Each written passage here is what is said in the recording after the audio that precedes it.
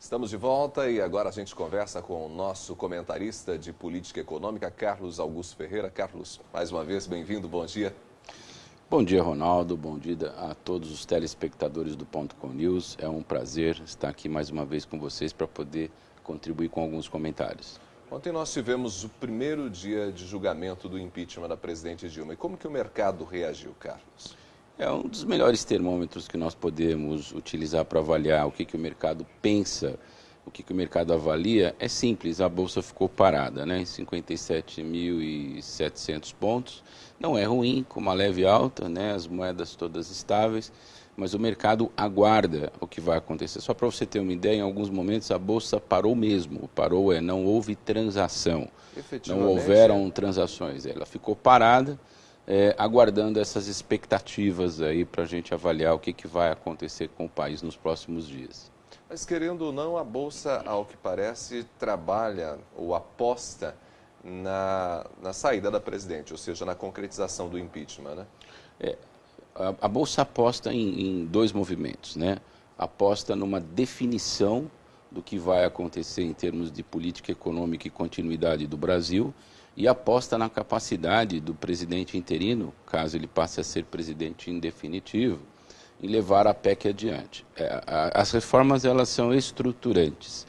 Sem reformas não haverá investimento. Algumas ações ontem apontaram para cima, nós podemos até comentar um pouco sobre isso, mas motivadas por outros elementos, não necessariamente pelos aspectos políticos do país.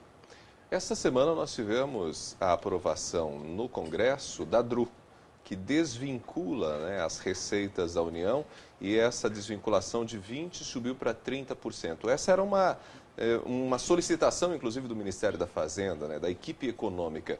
Isso, de alguma forma, na sua opinião, também traz uma expectativa mais favorável para os próximos meses? Na verdade, o governo estava sem manobra para ajustar alguns embrólios herdados, né? Nós tivemos aquele aumento do funcionalismo, estava no orçamento, mas qual orçamento? Aquele do menos 170 bi. Como é que você faria isso sem emitir dívida nova? Você precisava tocar em algumas outras verbas, né, outras rubricas do orçamento da União, de forma a ter flexibilidade e não ter dinheiro teoricamente em caixa e ir buscar dinheiro no mercado emitindo mais dívida. A DRU, ela serve como um elemento para tratar os aspectos políticos e econômicos do curto prazo. Ela não tem caráter estruturante. Então, diante desse ponto de vista, significa o governo vai honrar compromissos, eventuais emendas, negociações que ele vai ter que fazer, para aí sim fazer para passar o projeto principal, que é o projeto da PEC, que é fundamental para o governo. Esta semana a gente teve um dado da economia que trouxe um certo incômodo para muita gente. Foi a divulgação do balanço de empregos de empregos, né, fechados, de empregos encerrados, de postos de trabalho encerrados no mês de julho. Nós tivemos novamente um saldo bastante expressivo de fechamento de postos de trabalho. Mas alguns analistas apontaram que tem havido uma tendência de redução no fechamento. Ou seja, é aquilo que você mais ou menos já tinha comentado lá atrás, está freando aos poucos. A gente estava caindo no fundo do poço, mas aos poucos o ritmo dessa queda é menor. Esses são os chamados efeitos da inércia macroeconômica. O que acaba acontecendo? Você dá a ordem de parada, porém os elementos físicos continuam se movimentando. Nós tivemos ainda um déficit, ou seja, uma perda entre empregos de carteira assinada e desempregos de 97 mil brasileiros. Porém, o ritmo de crescimento é que diminuiu. É o que eu disse a você. Nós não paramos de cair, nós estamos chegando muito próximo do fundo do poço e sabemos o que vamos encontrar.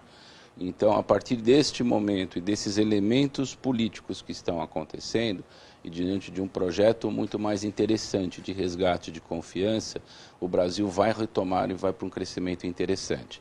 Nós ainda temos alguns indicadores que apontam não o término, né, mas a estabilização dessa agudização, quais sejam. Nós ainda temos hoje um IPCA em 8,74, muito longe do teto da meta, que é 6,5, mas em desaceleração. O IPCA 15, por exemplo, apontou já para 0,46, o que fez disparar ontem as ações de varejo. Por quê? Menos inflação leva a mais consumo, em que pese que o crédito está elevado.